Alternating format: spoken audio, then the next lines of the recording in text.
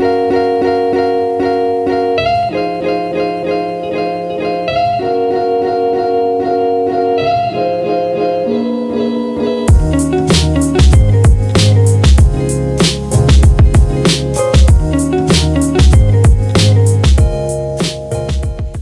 guys, so welcome po ulit sa aking channel, Pinay Gardener. Today po, mag-aayos po tayo ng konti sa aking garden. So, what I have here, this is a Variegated Rosal. Ayan po, pag namumulaklak po ito, sobrang bango. Saka napakaganda po ng kulay. Ayan, tingnan niyo po, ayan. So, tumataas po siya, no? Ito kasi pag wala sa pot, siguro nasa, ano na siya, 4 feet, I think. Ayan. And kaso po, nilagay ko po kasi siya talaga sa malaking pot para pwede ko siyang ilipat-lipat. And right now, kasi parang nagbe-bear yung base niya, so lalagyan ko po siya ng Aglaonema Red Lipstick. Ang ganda po ng kulay, diba? Ang tingkad. Ito pong Aglaonema Red Lipstick ay napakadaling i-propagate. Ayan po. Ito kasi nasa isang plant lang. Galing po dito siya sa pot na to. And tinanggal ko pa lang po. Ito po yung parang mother plant niya. Ayan. So tumataas din po ito. Isa ito sa mga varieties ng Chinese evergreen.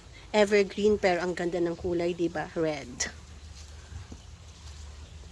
So, ang plan ko po is lalagay ko po ito dito sa palibot ng ng mga edges niya para magkaroon ng konting kulay. Ayan. Maganda naman kasi tingnan yung white, green, and red. Ayan. So, plan ko, mababa lang siya. Ayan. So, this morning, let's, kumbaga, magre-replant po tayo and propagate po tayo ng ating Aglaonema Red Lipstick. Lalagay natin siya sa base ng ating rosal. Ayan po.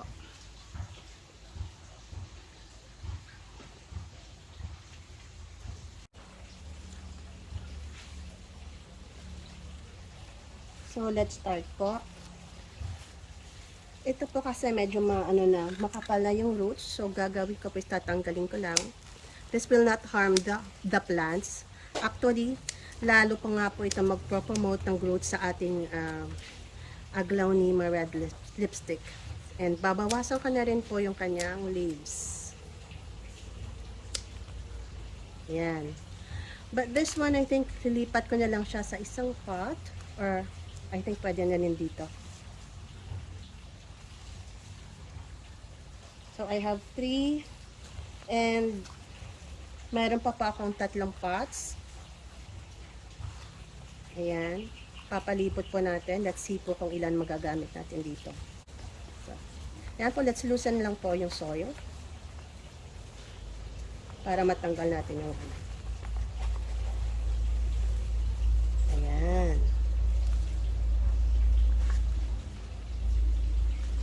Ito po, tingnan nyo po. Oh. Ayan po, nagkaroon na po siya ng mga shoots. Ito po yung ating mother plant. Ayan. So, saseparate na po natin siya. Tanggalin lang po natin ng konting soil. Ayan.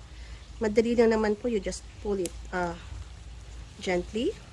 Ayan, natanggal natin yung isa. Then, another one.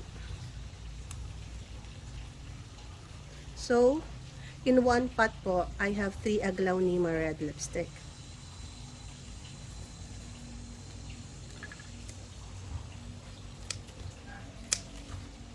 Tanggalin na po, bawasan na po natin yung roots. Yung mga medyo damaged and dead leaves, tanggalin natin.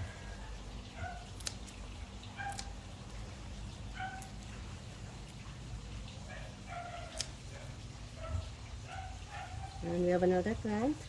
And itong babies po, mayroon lang po ng pagkuha natin ng mga pagbawas natin ng mga roots niya.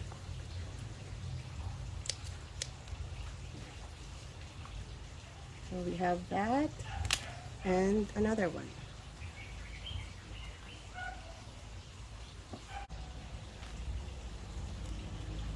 So, pinalitan ko lang po yung angle ng camera natin. Let's proceed. Tapusin ko lang po ito, then papakita ko sa inyo mamaya.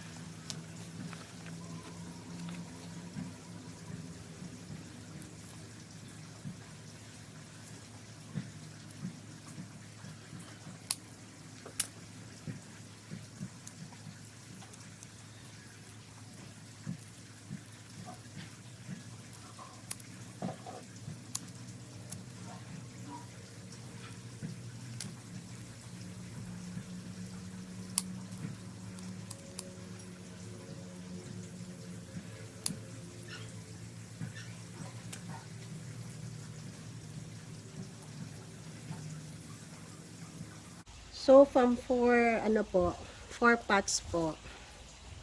Meron po akong, ayan, ito po yung mga mother plant niya. Ayan. Itong 4 po. Ayan. So, this one, I'll set this aside. Ilalagay ko po sa ibang pwesto. And these small ones, so 4 po yung mother plants na nila. And I have 8 baby plants. So, ibig sabihin, for each mother plant, may 2 po siyang shoots na naging new plants. Ayan. So, gagawin po natin, ilalagay po natin ito lahat sa base niya. Sa base ng ating Variegated Rosal. Okay, so paano po ba ako ayos ng mga tanim in big pots? So, ganito po ginagawa ko. Usually po, like maybe once a year, or pag talagang masyadong mabilis siya mag-produce ng roots, ginagawa ko po, ni-uproot ko pong parang nililipat po, pinuprune ko yung roots niya, saka pinuprune ko na rin po yung mga dahon. Nagka-cut po ako, ina-adjust ko po yung height, ganyan po. So, medyo aggressive po yung method, but it works for me. So, ngayon po, since parang I don't have time to repot this one, ang gagawin ko na lang po, yung easy way. So, mag-a-amend na lang po ako ng lupa nito. Okay pa naman po yung lupa niya. Tanggalan ko lang po ng mga weeds saka mga Ayan po, lumalabas na po talaga sana yung mga roots, pero I think it's okay pa rin naman. Whatever roots na lang na makita ko, I'll just remove it na lang.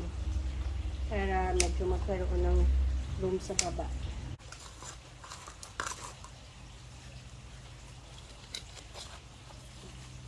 Ayan. And then, ang gagawin ko, maglalagay po ako ng vermicast. Ayan.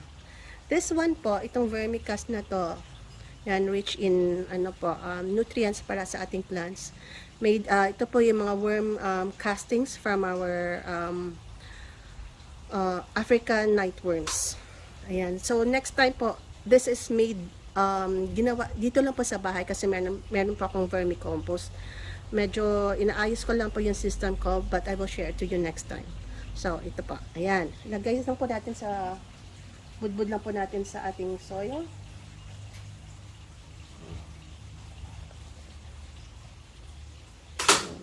Medyo lang natin.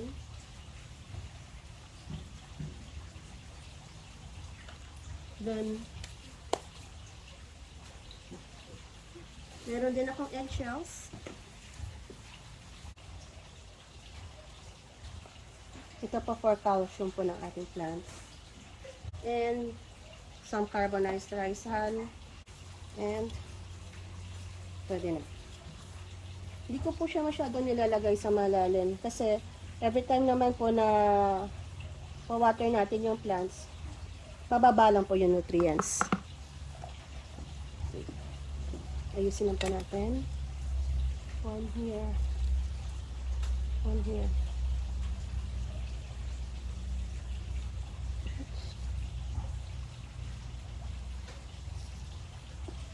So, ang plan ko po, parang dito lang siya sa front.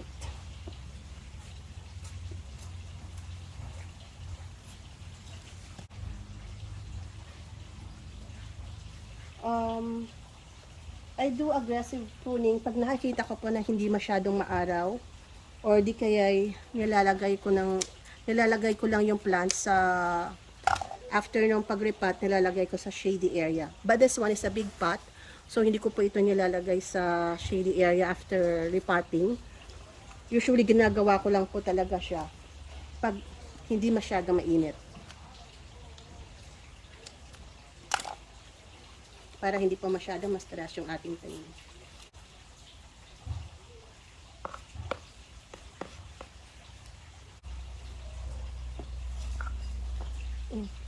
By the way, ito po palang rosal na ito. I'll just take this out.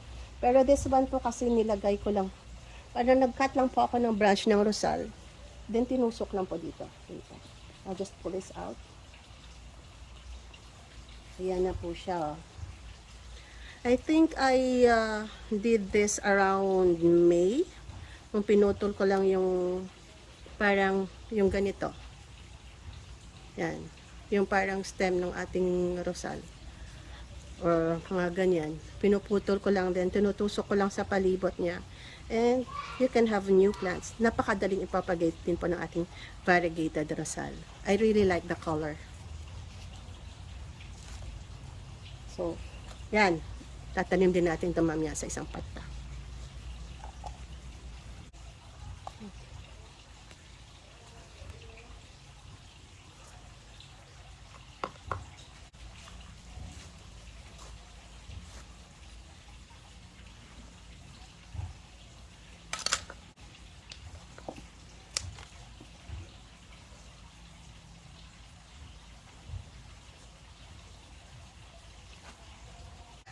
So, ayan na po guys, yung ating Aglaonema Red Lipstick na propagate na natin. And itong nakuha ko mga rosal and mother plant ng Aglaonema natin, ilalagay ko sa ibang pots. Ayan. So, yan, ang ganda ng kulay. I did this haphazardly, yung pag-arrange po, kasi later on, I will be pruning it, thinning it out. Pag medyo naging robust na po yung ating plants. Ayan. So, you can just imagine it later. Yung pop ng red and green sa baba, then white and green sa taas. Ayan.